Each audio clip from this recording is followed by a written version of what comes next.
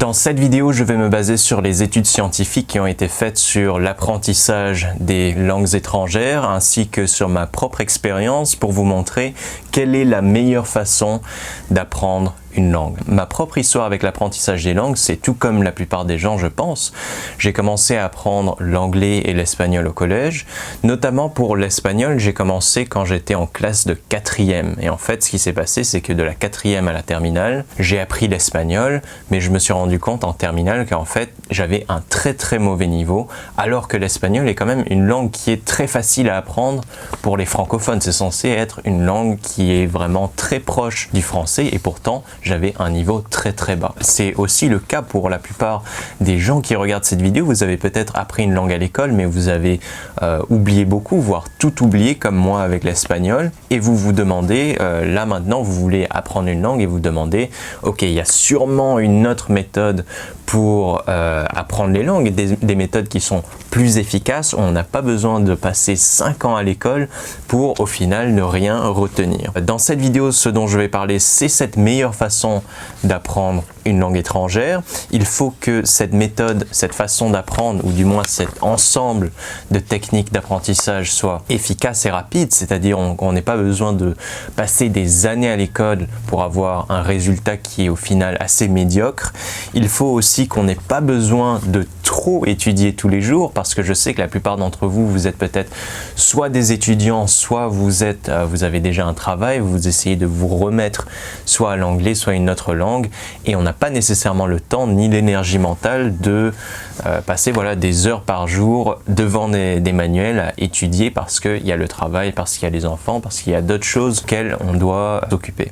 Et aussi, si possible, c'est en fait un critère qui est assez important, il faut quand même que la méthode d'apprentissage que vous adopterez soit quelque chose que vous aimez. C'est pas quelque chose où on se dit bon ok, je dois étudier pendant 1 heure ou 2 heures, c'est vraiment une corvée tous les jours, parce que l'apprentissage des langues, c'est quand même quelque chose qui se fait sur l'assez long terme, on va dire, et c'est pas quelque chose sur lequel vous allez réussir si c'est quelque chose qui est vraiment une corvée pour vous. Il faut que ça soit quand même un minimum agréable, parce que sinon il est très peu probable que vous allez réussir. Je sais que maintenant, si vous commencez à apprendre une langue ou à vous remettre à une langue, vous avez probablement beaucoup de motivation, mais il faut se souvenir que ça, c'est que le début. Une fois qu'on dépasse le cap des 1 semaine, 1 mois, etc., la motivation devient de plus en plus, on a de moins en moins de motivation et ça devient de plus en plus dur. C'est là que ça devient important d'avoir des méthodes qui sont quand même assez agréables, ou quelque chose où on s'amuse un petit peu. Alors moi-même, il y a plusieurs années, en fait, je cherchais à me remettre à l'anglais, mais aussi à apprendre la langue japonaise, et donc je me suis penché sur la question, je me suis dit quelle est la meilleure façon d'apprendre une langue, parce que j'avais un peu peur de retomber dans le même schéma que dans le système scolaire où j'allais faire des années sans vraiment avoir de résultats. Ce que j'ai découvert en faisant pas mal de recherches sur notamment Google Scholar, c'est des articles qui sont publiés dans des journaux scientifiques et qui sont vérifiés par d'autres scientifiques, qui sont validés par d'autres scientifiques, donc c'est vraiment, on est sur un niveau de littérature qui va au-delà de juste des rumeurs ou des articles de blog ou des vidéos qu'on trouve en ligne. J'ai trouvé des chercheurs qui sont reconnus dans le domaine, qui parlent en fait de l'acquisition des secondes langues, des professeurs comme le professeur Stuart Webb de Western University, donc qui est un professeur qui recherche tout cet aspect de l'apprentissage des secondes langues. J'ai trouvé également le professeur Paul Nation de l'université de Victoria à Wellington, donc ça c'est en Nouvelle-Zélande, qui lui aussi est un chercheur dans le domaine du vocabulaire et des méthodologies d'enseignement. Et enfin, j'ai trouvé également le professeur Stephen Krashen, qui est probablement le plus connu des trois, et qui était un professeur à l'université, donc University of Southern California, qui est une université très reconnue aux États-Unis, en Californie. Alors j'ai trouvé ces 3 professeurs, mais j'en ai trouvé bien d'autres. Ça, c'est les 3 professeurs qui vraiment sont probablement les plus connus dans le monde de la linguistique et de l'apprentissage des langues étrangères. Et en fait, ce qui m'a troublé, c'est que ces professeurs, leurs conseils étaient quand même très différents. Donc j'ai essayé de lire leurs publications scientifiques, leurs livres, écouter des interviews avec ces personnes, mais j'étais assez troublé parce que je ne comprenais pas exactement quels étaient les conseils que je devais mettre en place en premier. Parfois, il y avait des conseils où il y avait des contradictions entre certains professeurs, entre certaines recherches. Donc, j'étais assez confus par rapport à ça.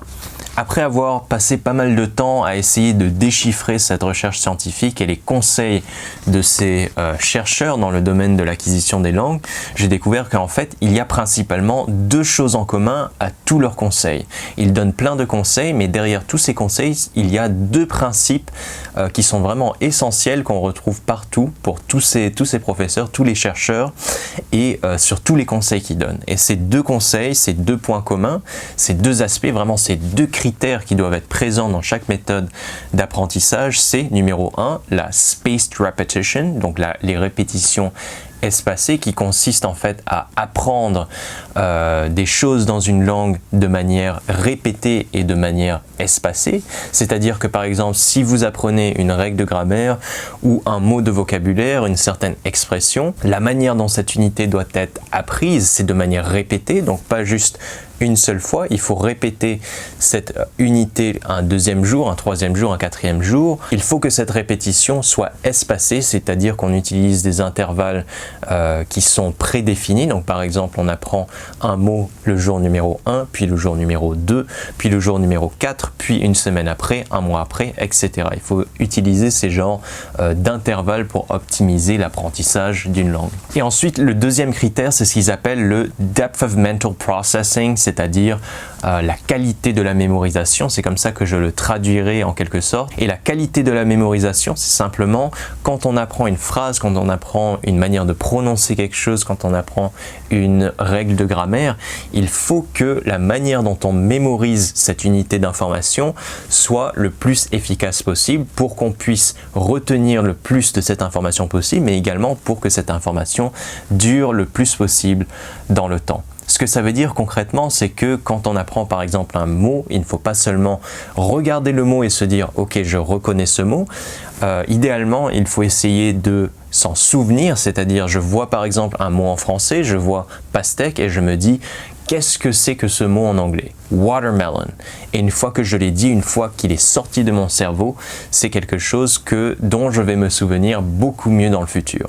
Il y a aussi un autre niveau de qualité de mémorisation, donc de depth of mental processing, c'est d'utiliser des moyens mémotechniques. Donc par exemple, dans le cas de pastèque, on sait qu'en anglais c'est watermelon, donc c'est water qui est eau, et melon qui est un melon. Donc on peut imaginer par exemple un moyen mémotechnique, on imagine un bassin d'eau, par exemple une baignoire remplie d'eau, et on imagine qu'on a un melon. On prend le melon, on le met dans la baignoire d'eau et il se transforme en pastèque. C'est une histoire tout à fait qui n'a aucun sens, mais c'est un moyen mémotechnique qui va faire durer cette information, ce mot watermelon, dans le long terme dans notre mémoire. Alors pour vous prouver que en fait ces méthodes, ces deux critères de spaced repetition et depth of mental processing sont vraiment des critères qui sont reconnus par la recherche scientifique, je vais vous montrer des extraits d'articles scientifiques qui ont été publiés par rapport à la recherche sur notamment la spaced repetition. Donc dans l'article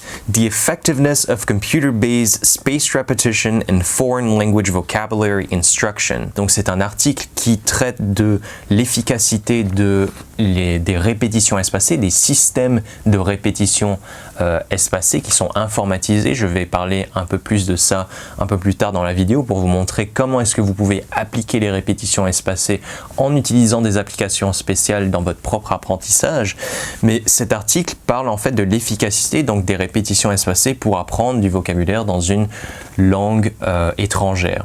Et j'ai parlé de ça dans d'autres vidéos, mais l'apprentissage du vocabulaire, c'est vraiment le critère numéro 1, c'est la chose la plus importante quand on essaye d'apprendre une nouvelle langue. Donc cet article en fait montre que en passant seulement 3 minutes par jour sur ces activités de répétition espacée, les étudiants ont réussi à augmenter leur capacité ou plutôt d'augmenter leur mémoire, leur rétention des mots de vocabulaire de 3 fois, donc 3 fois plus comparé à des étudiants qui n'utilisaient pas ces systèmes de répétition espacés, qui apprenaient juste le vocabulaire comme on l'apprend à l'école, de manière un peu juste regarder le cahier comme ça et apprendre le vocabulaire. Donc la répétition espacée, c'est vraiment quelque chose chose qui est extrêmement efficace et qui est prouvé scientifiquement. Alors dans un deuxième article qui s'appelle Spaced Repetition Promotes Efficient and Effective Learning, Policy Implications for Instruction. Donc cet article traite en fait des implications pour la pédagogie scolaire aux États-Unis.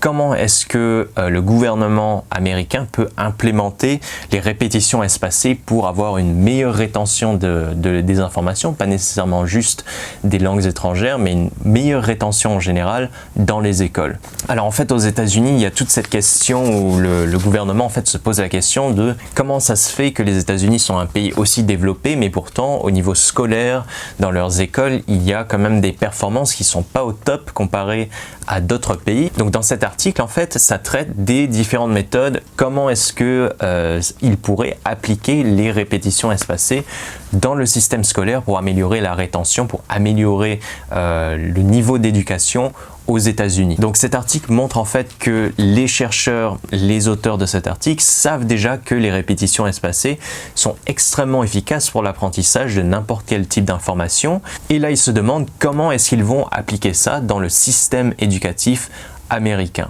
Ok, maintenant je vous ai montré plein de preuves scientifiques pour l'efficacité de la spaced repetition. Je vous ai aussi parlé de la depth of mental processing, donc les répétitions espacées et la qualité de la mémorisation. Maintenant, vous demandez peut-être comment concrètement est-ce que vous allez implémenter un système pour utiliser ces deux critères qui sont extrêmement importants pour apprendre une seconde langue. Donc, quelle est la meilleure façon d'apprendre une langue en utilisant ces deux critères? Alors, je vais vous parler de mon expérience personnelle que j'ai eue moi-même avec l'apprentissage en utilisant ces deux critères. Alors en fait, pour utiliser les répétitions espacées, c'est très simple. Il y a des applications maintenant qui sont gratuites ou pas, qui permettent en fait d'utiliser ces répétitions espacées de manière automatique. Il y a des systèmes en fait de flashcards, c'est des flashcards électroniques où en fait vous mettez par exemple un mot en français sur la carte et vous mettez le mot en anglais sur le dos de la carte. Ensuite, ce système de flashcards va vous quizer en quelque sorte tous les jours pour certains mots. Vous allez apprendre de nouveaux mots, mais aussi ça va vous faire réviser des anciens mots que vous avez appris à un certain moment dans le passé. Alors, quand exactement est-ce qu'il faut faire les révisions de certains mots? Ça n'est pas quelque chose dont vous avez à vous préoccuper parce qu'en fait, ces systèmes de flashcards utilisent des calendriers internes. Donc, c'est un algorithme en fait qui a un calendrier et qui sait exactement quand est-ce que chaque mot doit être révisé. Et en fait, cet algorithme dans les applications de flashcards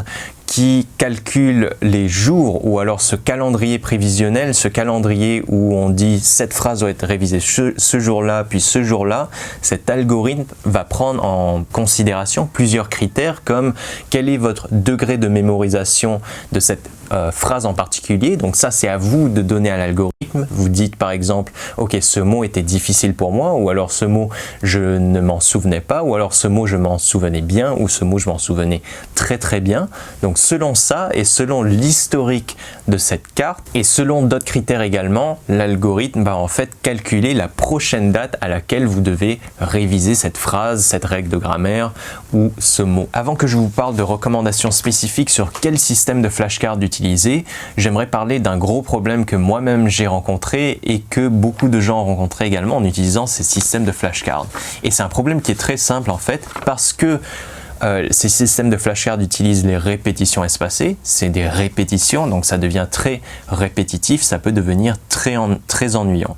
À moins que vous soyez un robot, au bout d'un moment, ça va devenir très ennuyant et vous n'allez pas être régulier avec vos révisions. Et être régulier dans ses révisions, être régulier dans son apprentissage, c'est extrêmement important pour arriver à un très bon niveau dans la langue que vous essayez d'apprendre. Notamment, il y a un article scientifique qui traite un peu de ça, qui s'appelle « Enhancing L2 Learning through a Mobile Assisted Spaced Repetition Tool, an Effective but Bitter Pill ». Donc en fait, cet article est intitulé en quelque sorte comment est-ce qu'on peut améliorer l'apprentissage d'une deuxième langue en utilisant une application de répétition espacée, donc une application de flashcard sur smartphone.